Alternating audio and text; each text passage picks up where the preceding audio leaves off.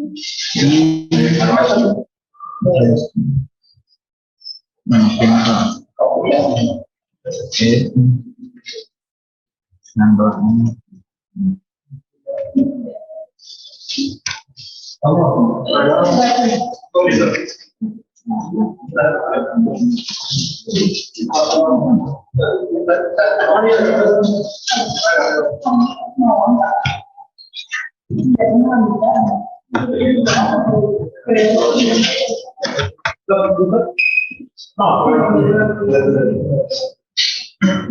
ahí ya. Ok.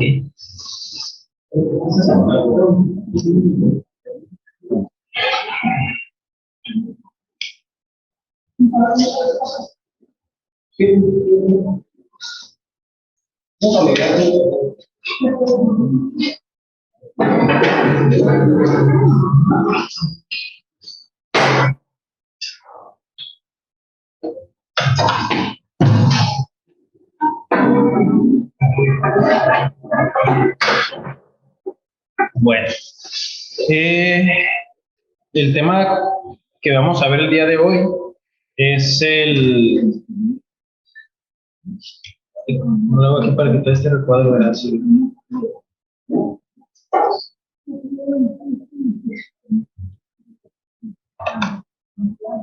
Bueno, ahorita se va a quitar.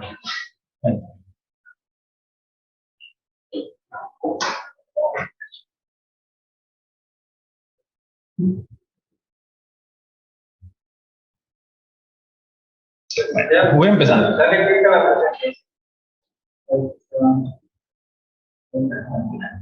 El tema que vamos a ver el día de hoy, continuando con el tema que vimos el día de ayer, es generalidades sobre el tratamiento sistémico. Para los que no me conocen, mi nombre es Juan Murillo, soy presidente de tercer año de medicina interna. Vamos empezando con una breve introducción para delimitar más o menos el tema que vamos a ver. La terapia sistémica usualmente hace referencia a lo que conocemos como quimioterapia. Actualmente, la quimioterapia se define como la administración de químicos citotóxicos que buscan eliminar un tumor o disminuir su carga celular con el objetivo de mejorar tanto la sintomatología como el pronóstico. Vamos a ver que no siempre se trató de esta definición. Si bien existe descrito el cáncer desde hace cientos de años y los intentos de tratamiento también, realmente la terapia, como la conocemos en la actualidad, se podría decir que empezó alrededor del siglo XX, a inicios del XX, finales del XIX, gracias a un médico alemán que se llamaba Paul Ehrlich. Él acuñó por primera vez el término de quimioterapia, pero él en realidad lo utilizaba como un término más general, el uso de químicos para tratar enfermedades, no necesariamente cáncer. Él, de hecho, interesaba mucho el tratamiento de las infecciones, pero a final de cuentas su trabajo terminó también dando pie al estudio de lo que actualmente conocemos como quimioterapia. Y fue gracias a sus experimentos que se descubrió a inicios del siglo el primer agente alquilante que dio como tal paso al desarrollo de los siguientes medicamentos, y fue el primero en desarrollar modelos animales para el estudio de estas sustancias. Aproximadamente en 1910 se realiza por primera vez o se inicia el trasplante tumoral con el fin de implantar un tumor en un ser vivo, con el fin también de estudiarlo posteriormente, sobre todo en ratones. Gracias a este uso de trasplante tumoral, años más tarde se desarrollan modelos de experimentación inoculando haciendo que un animal desarrolle un tumor para experimentación después con compuestos químicos y valorar su respuesta. Y gracias a esto, años después, un médico estadounidense llamado Huggins desarrolla, basado en estudios previos, la terapia hormonal para tratamiento de cáncer de próstata. Durante las diferentes guerras mundiales que sucedieron a lo largo de este tiempo, primera y segunda, se descubrió que habían algunos gases que generaban toxicidad en los soldados que estaban que fueron sometidos a estos efectos, que es el gas mostaza. Se dieron cuenta los investigadores que este gas mostaza generaba en estos expuestos alteraciones de la médula ósea y de tejido linfático por exposición a este gas. Entonces empezaron a estudiar sus efectos, y en Estados Unidos específicamente, un médico, no recuerdo exactamente el nombre, pero consiguió años después el permiso para estudiarlo, y era un médico de la Universidad de Yale, donde también trabajaban los famosos Goodman y Gilman, y fue directamente con ellos para pedirles a ellos que lo probaran como un agente terapéutico. Y ellos lograron encontrar que tenía ciertos usos para afecciones hematológicas, y lograron persuadir a un cirujano cardiotorácico de administrarlo en un paciente con un linfoma no Hodgkin torácico, logrando y evidenciando inmediatamente evidenciando una mejoría de la sintomatología, con lo que se empezó como tal el tratamiento o la aplicación de este tipo de medicamentos a este tipo de pacientes, pero como se desarrolló en un contexto de guerra, fue un tanto secreto y se publicó hasta 3 o 5 años después. En la década de los 40, por medio de observación, los científicos determinaron que algunos vegetales verdes tenían efectos sobre la médula ósea, que posteriormente se descubrió que era el ácido fólico o los folatos los que tenían este efecto, y se buscó la forma de buscar efectos contrarios, que culminó en el desarrollo del metrotexate como antiácido fólico. En la década de los 50 se empezó a experimentar, o se intentó experimentar con algunos antibióticos para ver si tenían efectos antioncológicos, pero muchos de ellos no demostraron ningún efecto, exceptuando con la excepción de la clindamicina D, que actualmente todavía se utiliza como quimioterapia. Y en esta década, cuando se encuentran los análogos de purinas y pirimidines, que vamos a ver un poquito más adelante, ya conforme va pasando el tiempo, pues va progresando la terapia oncológica, con desarrollo de nuevos medicamentos, el desarrollo de nuevos modelos de manejos, hasta el punto de pasar por la terapia biológica. Más adelante, ya para los 2000, el desarrollo de los inhibidores de tirosina quinasa, hasta llegar a lo que actualmente se conoce como tratamiento de quimioterapia, pero como una manera de introducción. El objetivo de estos medicamentos, bueno, mejor dicho, los objetivos son algunos cuantos. Obviamente, de cualquier enfermedad del tratamiento, pues el objetivo es la curación, pero sabemos que en este tipo de enfermedades no siempre es posible. Sin embargo, también es el objetivo disminuir la mortalidad, disminuir la carga sintomatológica y también la calidad de vida. Esto es cambiante dependiendo de qué tipo de tumor o de qué tipo de cáncer estemos hablando. Hay algunos que ciertamente son propensos a la curación, pero cuando ya no son propensos a la curación, pues entonces ya la curación o la disminución de la mortalidad pasan a segundo término, y a lo mejor el objetivo en ese tipo de pacientes va a ser mejorar la sintomatología o mejorar la calidad de vida en el tiempo que todavía les queda.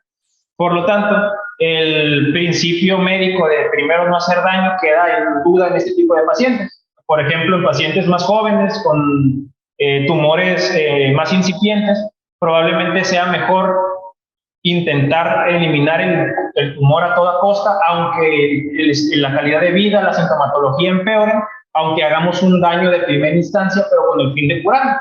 A lo mejor en pacientes pues más avanzados, más añosos, pues esto no sea posible y no sea una muy buena opción. El tratamiento oncológico a grandes rasgos se divide en dos tipos, según la forma de acción, o mejor dicho, la forma de administrarse, que puede ser el tipo local, que se subdivide a su vez en cirugía, en extirpación quirúrgica, radioterapia o ablación. También hay algunos esquemas en los que se puede aplicar químicos de forma directa. Sin embargo, los químicos se utilizan más en un término más sistémico, que se dividen en quimioterapia hormonal y molecular, que son los que se van a ver de forma siguiente, y por último la terapia biológica, que ya es un tema también aparte. Un poco de unas definiciones que me gustaría dejar bien o lo más claras posible son los términos de adyuvancia, coadyuvancia, concomitancia y paliación. Un tratamiento neoadyuvante es aquel medicamento que busca, antes de dar el tratamiento definitivo, disminuir el tumor lo suficiente como para que pueda extirparse quirúrgicamente de forma adecuada, o principalmente de forma quirúrgica, es decir, antes del tratamiento principal. La terapia adyuvante es aquel que busca combatir las células cancerosas que queden después del tratamiento inicial, pero que no puedan ser detectadas.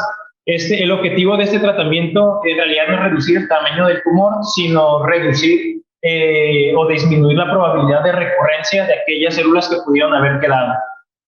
El tratamiento de inducción es aquel que busca, es el tratamiento principal que busca disminuir, si bien el tamaño, pero como tratamiento principal, busca también disminuir la sintomatología, en la medida de lo posible la curación, pero siempre dependiendo de qué tipo de tumor se esté tratando. El tratamiento concomitante hace referencia, como su nombre lo indica, a la administración de dos tipos diferentes de tratamiento con el fin de lograr un mejor control loco regional y además sistémico de la enfermedad, que puede tener también sus subdivisiones. Y por último, pues el tratamiento paliativo, que busca principalmente disminuir la cantidad de sintomatología, mejorar un poco la calidad de vida, pero no busca curar la enfermedad, solo busca detenerla temporalmente y evitar las complicaciones, sobre todo cuando ya no es posible la eliminación de dichas células tumorales. No sé si en cuanto a la terminología hay algo que aclarar. Bueno, tendremos que agregar algunos puntos.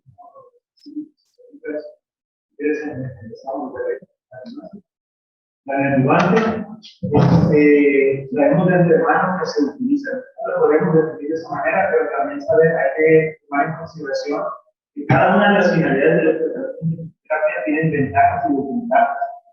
Una desventaja del tratamiento neoadyuvante es que el paciente puede presentar progresión de la enfermedad sobre el tratamiento que nosotros implementemos, siendo que probablemente el paciente podría haber sido interrumpido quirúrgicamente o se le puede haber dado tratamiento local. Ahora, automáticamente sabemos que un paciente que la enfermedad se progresa, el pronóstico va a ser malo aún cuando se interrumpe. Y la neoadyuvancia también lo que se busca es tratar de lograr cirugías conservadoras, con menor morbilidad, de acuerdo, y menos secuelas. Por ejemplo, hablando de cáncer de recto, se ha demostrado que la quimioterapia y radioterapia concomitante neoadyuvante incrementa las posibilidades de conservar los interrompos. ¿Sí? O por ejemplo, el cáncer de mama, la 2B, 3A, se puede dar tratamiento de quimioterapia neoadyuvante, no solamente con la finalidad de la neoadyuvancia en sí, sino también para tratar de conservar la mama. Otra cosa, en la neoadyuvancia hay beneficios sobre el día libre del mes, sobre el día global. Y podríamos decir, bueno, pero tiene enfermedad, ¿cómo va a haber beneficios sobre el día libre del mes? Hay neoplasias en las cuales se dan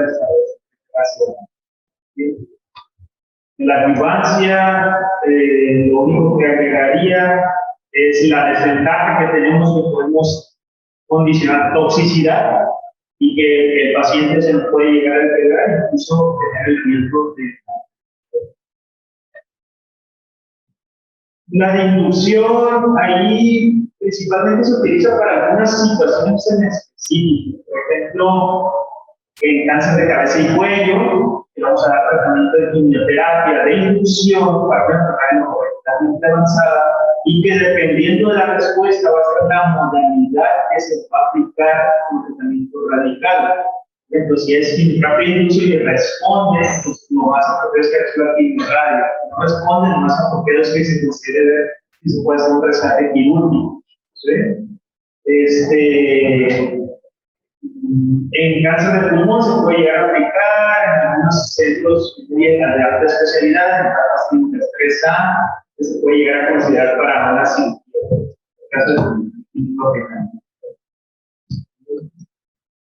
concomitante, saber que de antemano lo único que estoy diciendo es que es quimio radio en conjunto, pero no estoy diciendo la finalidad.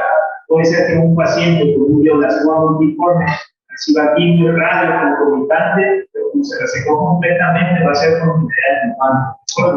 O un paciente que tenga un cáncer de recto va a buscarse el tratamiento concomitante neoadjuvante. O pacientes con un cáncer de laringe que va a recibir quimio radio con tratamiento. ¿Bien? Y el paliativo es para pacientes que tienen una enfermedad metastásica incurable. Pueden haber pacientes con una metastásica incurable, pero vamos a ver cuáles enfermedades. Y es muy importante, señalaste tú que es importante que normalmente los sistemas de paliativos llevan dosis más bajas que en la adjuvancia carótica. Bueno, y es muy importante no deteriorar la calidad de los pacientes. No todos los pacientes son candidatos a tratamientos adjuvantes, paliativos.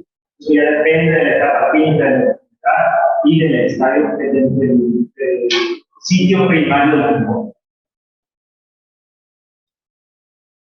En términos generales, el objetivo de la quimioterapia, el tratamiento sistémico, es inhibir la proliferación y la multiplicación de las células tumorales. Esto lo logran por medio de dos efectos, que es el citotóxico y el citostático. Uno pues busca eliminación y el otro busca detener el crecimiento de las células. Cabe destacar que este tipo de tratamientos afecta más a las células de rápido crecimiento, como son las células tumorales, pero también afecta a las células de alto crecimiento que no son tumorales, como ya hemos visto anteriormente, tracto gastrointestinal, médula ósea, folículos pilosos, que son casualmente los efectos tóxicos que más se ven o que suelen verse más comúnmente en este tipo de pacientes. Hay algunos medicamentos que afectan en ciertos puntos del ciclo celular, pero los que vamos a ver inicialmente, al menos en esta presentación, son los de hasta abajo, que son los no específicos del ciclo celular que pueden afectar en cualquier punto, sin necesidad de que se encuentre en una fase específica. Aquí nada más a manera de recordatorio, la fase G1 es aquella que se encuentra previo a la síntesis, la fase S es la de síntesis, la fase G2 es posterior a la síntesis, la fase M es la de mitosis o división celular, y algunas pueden llegar a presentarse en un estado de pausa, que es la G0. Nada más para tomarlo en cuenta para futuras referencias. Esta imagen y la que sigue son nada más representativas para poner en contexto cuántos medicamentos existen. Vemos un montón y todavía la lista sigue en este siguiente recuadro. Por lo tanto, no vamos a ver como tal cada uno de los medicamentos, sino los grandes grupos y los medicamentos más representativos de ellos.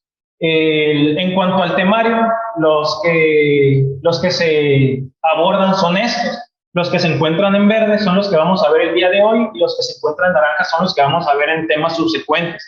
Por lo tanto, con nosotros, el día de hoy vamos a ver agentes alquilantes, platinos, análogos de purinas y análogos de pirimidinas. Ya entrando como tal en forma a los grupos de agentes quimioterapéuticos, vamos a empezar con los agentes alquilantes, que como su nombre lo indica, parece sencillo, ¿no? Decir que alquilan el ADN. Realmente la parte bioquímica es la que es más compleja. No voy a profundizar en ese ámbito porque no es el punto de la plática, pero sí saber que hay todo un proceso por debajo de esa alquilación que es mucho más complejo. La alquilación prácticamente significa que este medicamento se une al ADN, cambia de cierta manera su conformación química, lo que genera o lo que se traduce como un daño al material genético por parte de la célula, que en algún momento se intenta reparar y si no se logra, pues termina en apoptosis de la célula. Como mencionábamos anteriormente, este tipo de medicamentos es citotóxico para aquellas células de rápido crecimiento, sin embargo puede pues, afectar a otras células porque no especifica un sitio de acción. Por ejemplo, hígado, riñón o algunas células linfáticas ya maduras. La sintomatología, o mejor dicho, la toxicidad a grandes rasgos de este grupo, pues son las que mencionábamos anteriormente. médula ósea con mielosupresión variable dependiendo de cada subtipo, afección mucocutánea con mucositis, de todo, que puede afectar desde cualquier parte del tracto gastrointestinal, y alopecia, y sistema nervioso central con vómito, estado mental alterado, coma, convulsiones o ataxia cerebelosa, todo, pues tiene una gama amplia. Aquí en la parte inferior izquierda encontramos un esquema de cómo se une el ADN con este tipo de medicamentos, y si bien afecta en cualquier parte del ciclo celular, es hasta el momento en que PET53 entra en función cuando sucede como tal la citotoxicidad, que es cuando no se puede reparar el daño y sucede la apoptosis. Los agentes alquilantes también tienen pues su propia subdivisión, ¿no?, de medicamentos. Las que vamos a profundizar más son las mostazas nitrogenadas, como mencionamos al inicio de la clase del gas mostaza. Están también las etileniminas, que no vamos a profundizar, ni tampoco en los alquilsulfonatos, ni en las nitrosureas, pero sí en los triacenos, que más específicamente en este medicamento que se llama temozolomida. Y por último, el otro subgrupo, que son las metilidracinas, que tampoco vamos a profundizar mucho en ellos. No, de hecho, no vamos a profundizar más que los que están en cuadritos naranja por cuestión de tiempo. Iniciando con la ciclofosfamida, hablando de absorción, distribución, metabolismo y excreción, este medicamento se puede dar tanto por vía oral como por vía intravenosa. Su distribución pues se distribuye solo unido 20% a las proteínas, tiene un metabolismo hepático por medio de citocromos, y su eliminación es por medio de estos citocromos, pero también por la vía genitourinaria, que va también a condicionar algunos efectos adversos. Como mecanismo de acción, de alguna manera, la ciclofosfamida es metabolizada por citocromos hepáticos en dos grandes grupos, en 4-hidroxiciclofosfamida y en aldosfosfamida. El primer grupo son metabolitos no activos, no tienen ninguna función, y la aldofosfamida se subdivide por medio del aldehído deshidrogenasa, por medios no enzimáticos, en dos nuevos metabolitos. Uno es la mostaza de fosfamida y la otra es la acroleína. Estos dos metabolitos son los que tienen efectos. El primero, que es la mostaza, es el que tiene el que le da sus usos terapéuticos, haciendo que sea útil, como mencionamos anteriormente, para tumores de células linfáticas como el no Hodgkin, entre otros, que también se menciona el linfoma de Burkitt, y también puede ser útil para tumores sólidos como el CA de mama, ovario y algunos tumores sólidos pediátricos. Por el otro lado, la otra sustancia, que es la acroleína, que es otro metabolito, es el que es responsable de la toxicidad. Este es tóxico para las células con las que se encuentra en contacto, y al ser eliminado por vía renal, es tóxico para la vejiga, causando cistitis hemorrágica. Aquí sucede algo muy curioso. Para poder evitar la cistitis hemorrágica se recomienda una adecuada hidratación. Sin embargo, esta adecuada hidratación, cuando se combina con un síndrome de secreción inadecuada o similar a la secreción inadecuada de hormona antidiurética causada por esta misma sustancia, puede ocasionar una intoxicación por agua, por así decirlo. Son pacientes que tienen desequilibrios hidroelectrolíticos, pueden tener alteraciones vitamínicas, etcétera, a consecuencia de esta intoxicación hídrica. Y como mencionamos, los efectos adversos puede presentarse con mielosupresión de diferente grado, afección en corazón también de una variedad de presentación amplia, puede ser pericarditis, miocarditis, derrames, bloqueos, etcétera. En el riñón con lesión renal, en el hígado también con lesión hepática, pulmón y gastrointestinal también. El segundo medicamento de este grupo es la ifosfamida, que es muy similar a la ciclofosfamida. De hecho, la cuestión del metabolismo es muy similar, nada más que tiene una activación un poco más lenta por medio de los citocromos. Y los productos de degradación también se se agrega un compuesto que es el cloroacetaldehído, que también influye en sus efectos adversos. Los usos por sus cambios químicos también son diferentes. En este caso ya no se utiliza tanto para linfomas, sino más para tumores sólidos, sin dejar de lado los linfomas. Se utiliza más para tumores testiculares de origen germinal, diferentes tipos de sarcomas, cáncer de vejiga, cervicuterino, ovárico, también se pueden utilizar linfomas en menor medida, y de timo. Y en este caso, los efectos adversos son muy similares a la ciclofosfamida, pero suele tener mayor supresión plaquetaria y una mayor afección al sistema nervioso central, renal y vejiga. En cuanto a dosificación, no me metí mucho, no le vi mucho caso. Y el tercer... ¿Ciclo? ¿Por qué motivo la proteína produce síntesis?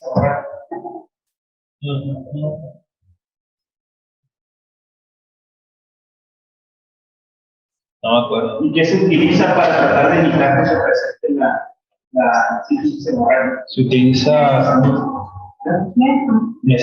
¿Y qué hace el mestre? Sí. Siguiente. Ahora, la proteína es la que produce principalmente la toxicidad a nivel de la vejiga, ¿de acuerdo?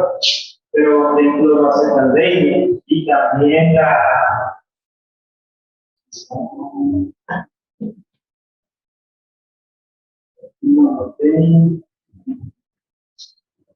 la cloretilamina son los metabolitos tóxicos que se relacionan a neurotoxicidad. De manera que los pacientes es muy importante con la hipofosfamida sobre todo que nos pueden presentar neurotoxicidad. La hipofosfamida, si se fijan, tiene otras aplicaciones. La hipofosfamida es un análogo de la ciclofosfamida, pero es un análogo sintético. Se sintetizó, ¿verdad? Y tiene otras aplicaciones. ¿Verdad? Sí. Sí, la hipofosfamida ya la dije. No la dije. No, ya me acordé.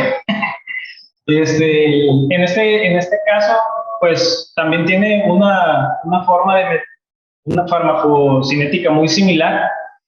Sin embargo, sus usos son diferentes. En este caso, un producto un metabolito de este medicamento es el monometiltriaceno, que se abrevia de esta manera, y es el que es activo en este tipo de casos. Este agente alquilante en realidad se utiliza más para tumores del sistema nervioso central. La bibliografía menciona con más énfasis el glioma maligno y el ascrocitoma. Y como nos damos cuenta, la toxicidad pues también es muy similar. La única diferencia es que se agrega un cuadro pseudogripal, se mencionaba, y menor toxicidad a nivel hepático, sistema nervioso central y mucocutáneo.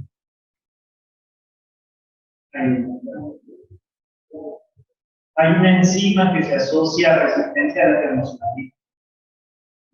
Sí, la he leído, pero no profundicé en ella. Para que la lean, porque siempre se pregunta. Ok. Es lo más importante. ¿Cuándo se asocia a la resistencia? Se llama 6-metilguanina ADN metiltransferasa. ¿Se le pregunta al paciente o...? Siempre pregunta. Bueno, no sé si vaya a ser pregunta. De repente hacemos preguntas de la... Bueno, en cuanto a agentes alquilantes, pues es una embarradita nada más de ese mundo. Ya para quien ya con más tiempo, pues podremos profundizar un poco más en este tema. El siguiente grupo, que son los platinos, tienen un mecanismo de acción muy similar. De hecho, el Goodman y Gilman, casualmente fue el que utilicé más para esta presentación. engloba a los agentes alquilantes y a los platinos como un grupo muy similar debido a que ambos dañan el ADN. En este caso ya no es por medio de alquilación, sino por medio de agregación de otros grupos. En este caso, los platinos que tienen una composición muy similar, aquí está el punto en común, pero tienen otros grupos que son diferentes. Estos al momento de entrar a la célula se hidrolizan, tienen ahí una interacción con el agua y terminan uniéndose también al ADN. Cuando un compuesto de este tipo se une al ADN, a ese compuesto se le llama adducto. Entonces forman adductos con el ADN que de la misma manera terminan considerándose como daño y al no poder repararse inducen la apoptosis de la célula. El principal o el que al menos a mí me tocó escuchar más antes de esa presentación es el cisplatino. Ese se administra de forma intravenosa, se une de forma importante a las proteínas séricas. Su metabolismo es por medio no enzimático. Ya mencionábamos que reacciona con el agua y no tanto con un enzima. Y su eliminación pues también es parcialmente renal. Su uso principalmente tumores sólidos, principalmente testículo, genitourinario femenino, vejiga, cabeza y cuello, y algunos carcinomas como pulmón y recto. Su toxicidad es renal, principalmente por estas reacciones con el agua, y puede llegar a ocasionar desequilibrios hidroelectrolíticos como hipofosfatemia, hipomagnesemia, hipocalcemia, hipocalemia. Sin embargo, sus efectos tóxicos no se detienen ahí, sino que también afectan al sistema auditivo, puede generar vómito, neuropatía sensorimotora, también afecta a médula ósea de una forma un poco más leve y moderada, y tienen riesgo de desarrollar una leucemia mieloide aguda en los siguientes 4 años.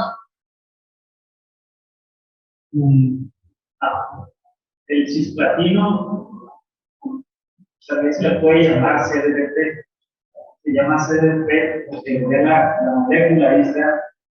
Y si se llama cindiamino, tiene 2 grupos amino, dicloro, platino. De ahí su nombre es cindiamino, dicloro, platino. Y eso es importante porque el cisplatino normalmente va circulando con cisplatino y cuando ya entra a la célula pierde los compuestos dicloro y es cuando se une al ADN y produce esa unión sobre el ADN y impide que el ADN pueda hacer trabajo. Bueno, ¿bien? De hecho, comenzando el doctor Cloro, el grupo carboxilo, ¿qué grupo es ese? Y el anillo son los que menciona el doctor. Y el segundo medicamento es el carboplatino, que tiene una farmacocinética muy similar con menor unión a proteínas. Los usos son muy similares, nada más que se utiliza en menor medida en los tumores germinales, cabeza y cuello y esófago. Y ese es muy útil sobre todo cuando los pacientes son intolerantes al cisplatino o los efectos adversos pues no son tan bien tolerados. La toxicidad pues es muy similar, nada más que a tener una mejor tolerancia, las náuseas, los efectos neurológicos y la autotoxicidad pues son menores. Antes, el carboplatino actúa de la misma manera, pero la unión que se puede obtener sobre el ADN es más tardada. Más o menos la unión máxima que se puede llegar a tener de la gente con el ADN es 18 horas después de haber sido aplicado en el genético. En cambio, el cisplatino es 6-12 horas, es mucho más rápida la unión. De acuerdo, aparentemente esa diferencia es en la que radica porque cisplatino en algunas enfermedades es superior a carboplatino. Por ejemplo, en cáncer de pulmón y cáncer de vejiga se prefiere utilizar cisplatino porque tiene mayor beneficio que el carboplatino. Y se ve que el carboplatino para pacientes que quizá no nos vayan a tratar el cisplatino, no son tolerantes. Otra ventaja del carboplatino es que se puede ajustar a función renal y no tiene ese daño renal que el cisplatino puede llegar a tener. Y el cisplatino, incluso si hay daño renal importante, está contraindicado su utilización. De hecho, se tiene que ajustar conforme a la dotación de tratamiento. Bueno,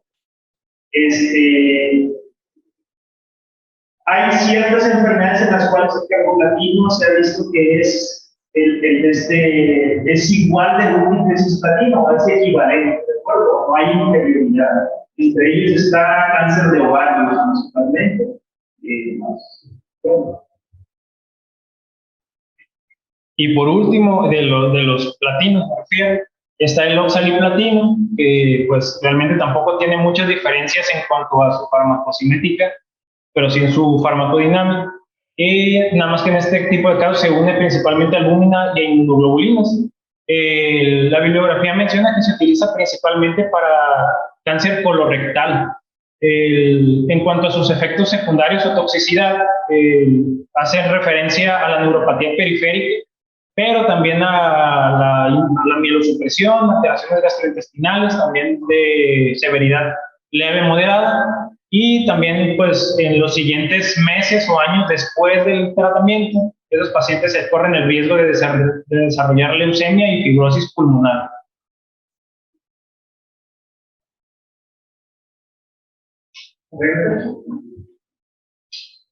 Se puede llegar a utilizar el oxaliplatino en otras enfermedades como tumores cerebrales, como tercera línea y esquema de combinación con oxaliplatino y esquema de genes.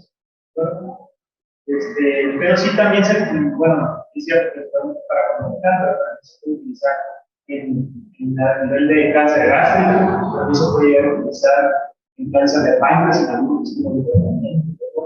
Se puede incluso utilizar en hepatocarcinomas, más raro, tenemos otras terapias, pero se puede llegar a utilizar.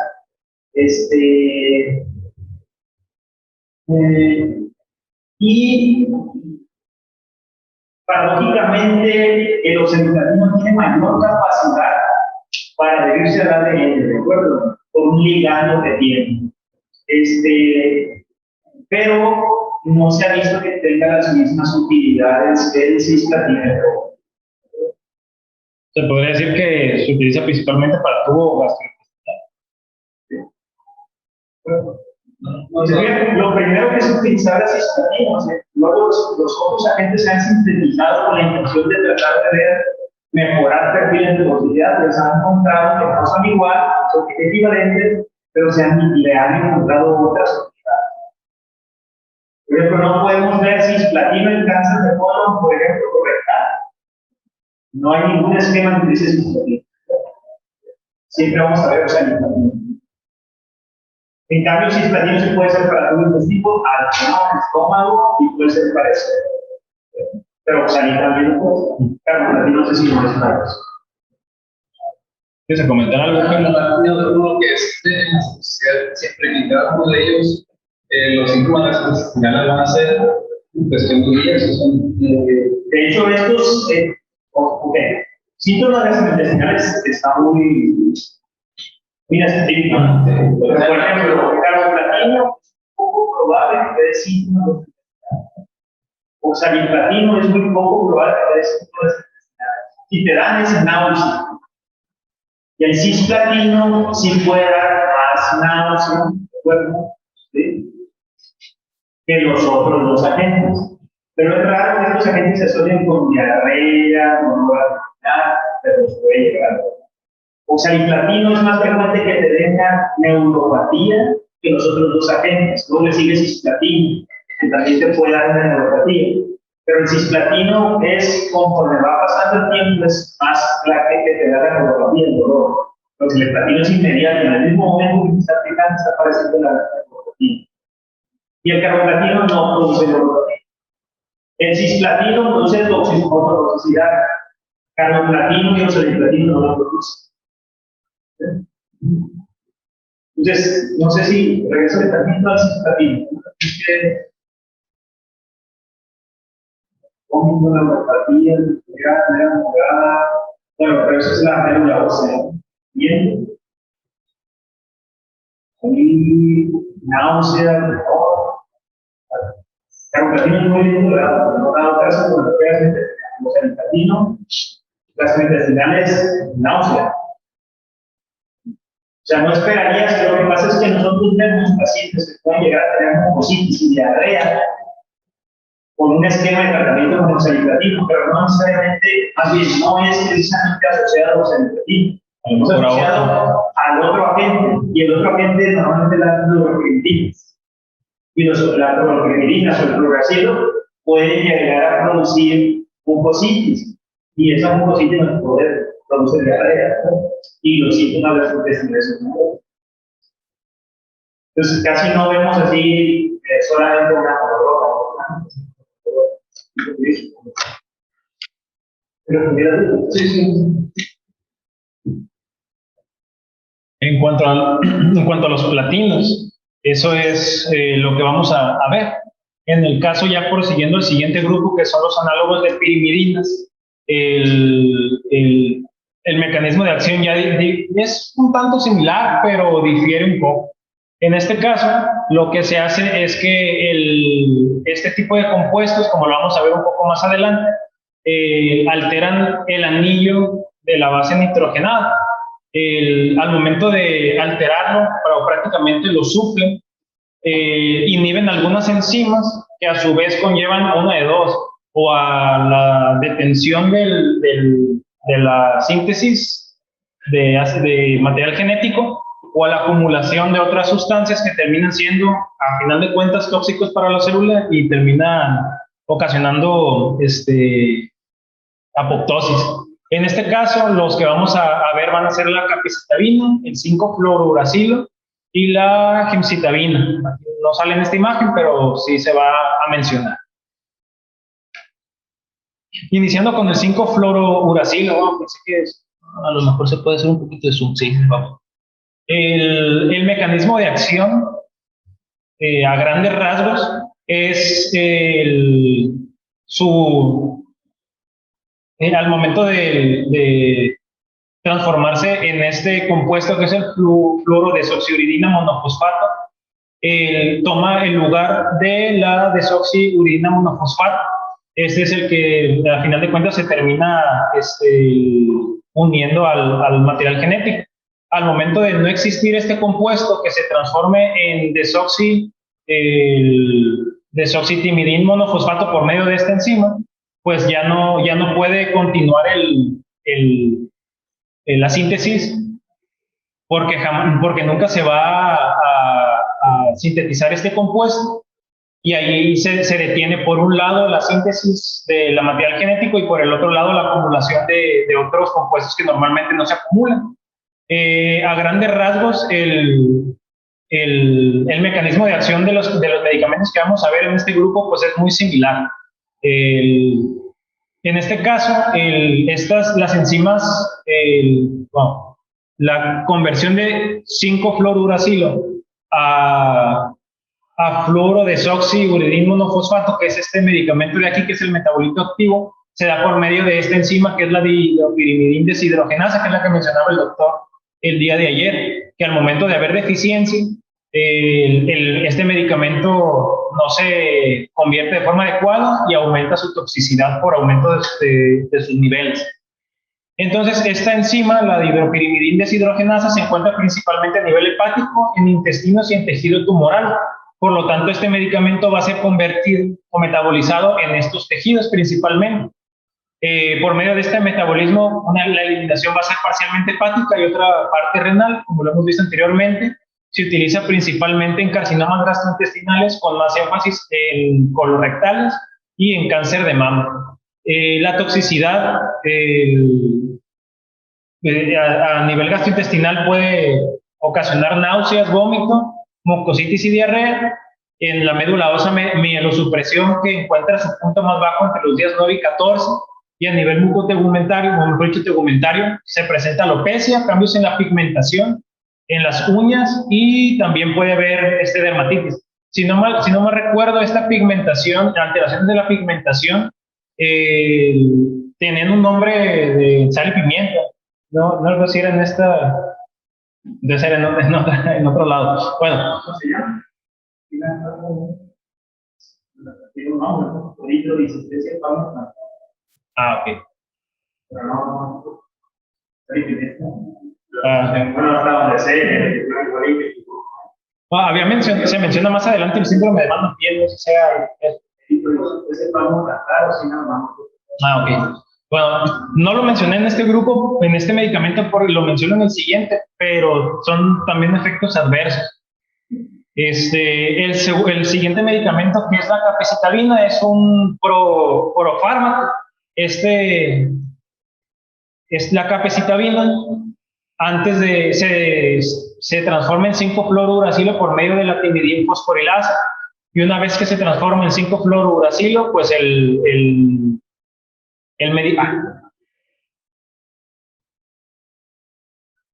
ciclo que mencionábamos, pues se continúa como lo habíamos visto.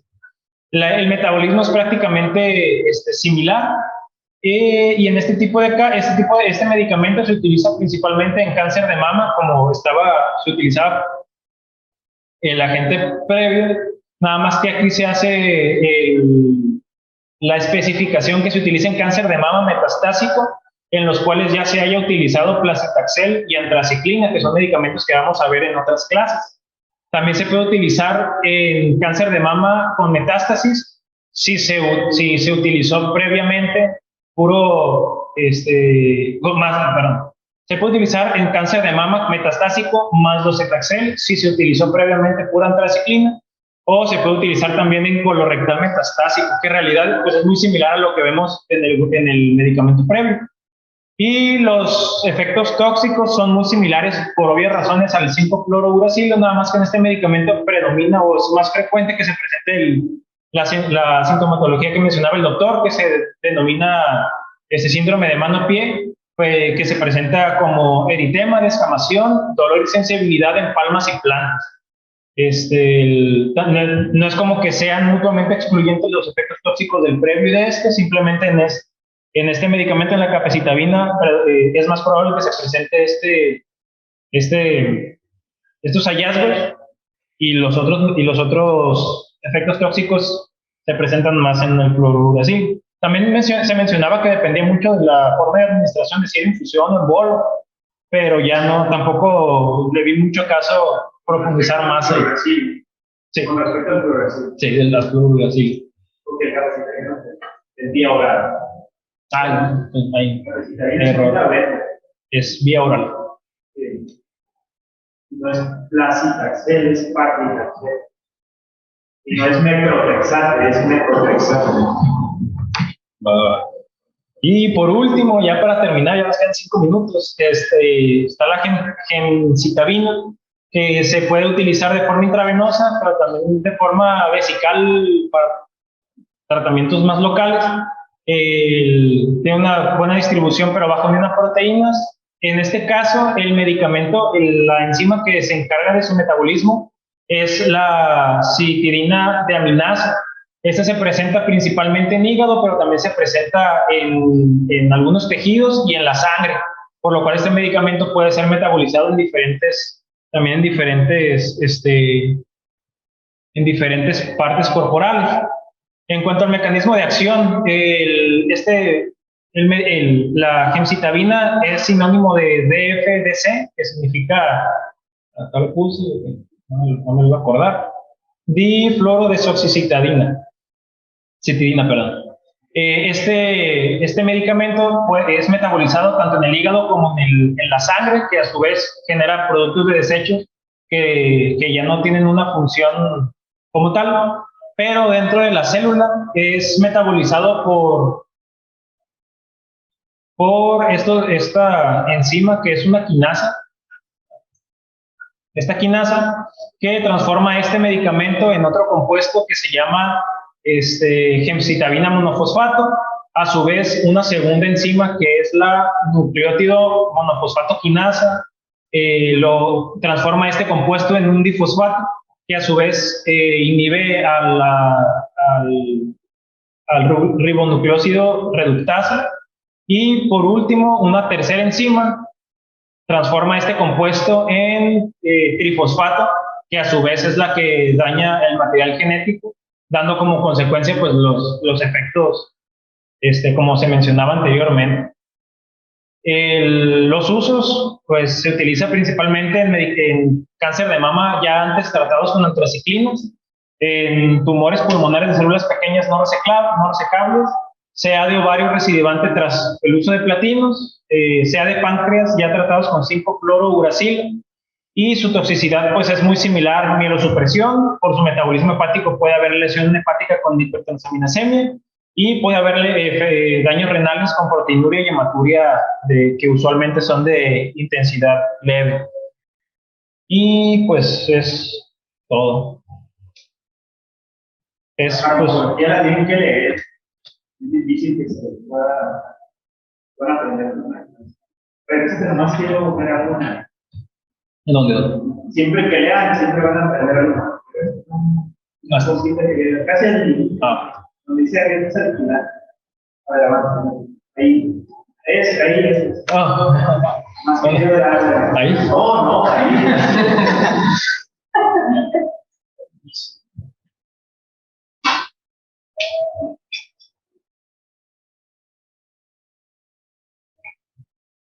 ¿Ven algo ahí? No. Ya soy entrenador. Ya dígame.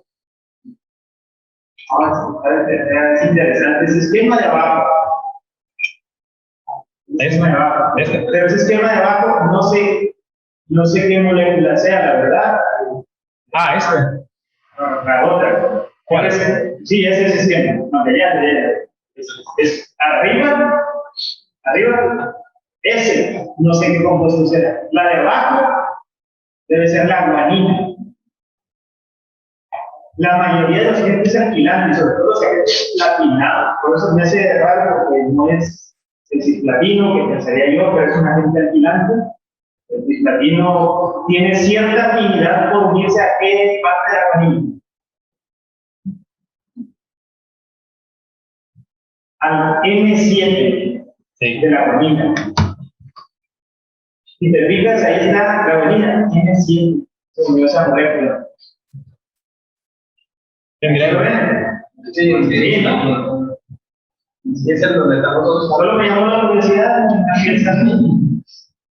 Voy a checarlo porque la verdad yo tampoco me acuerdo qué compuesto es. Pero no sé si es platino, no sé si agentes platinados, pero sí los agentes alquilantes también se pueden utilizar, se pueden unir a cualquier porción, ¿no? Pero según los más característicos que al N7 de la guanina son los agentes platinos. Siguiente. Los agentes platinados, sí.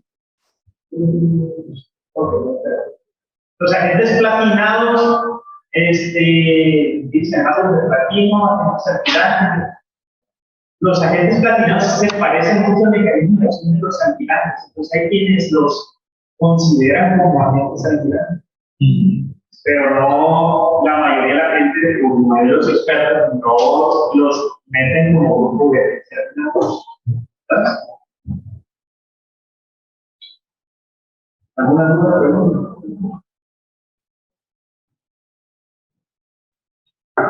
En cuanto a los efectos adversos, se presenta cuando hay un tiempo que no se presenta, por ejemplo, mielosupresina y el tratamiento momentáneamente y se revalúa, se revalúa.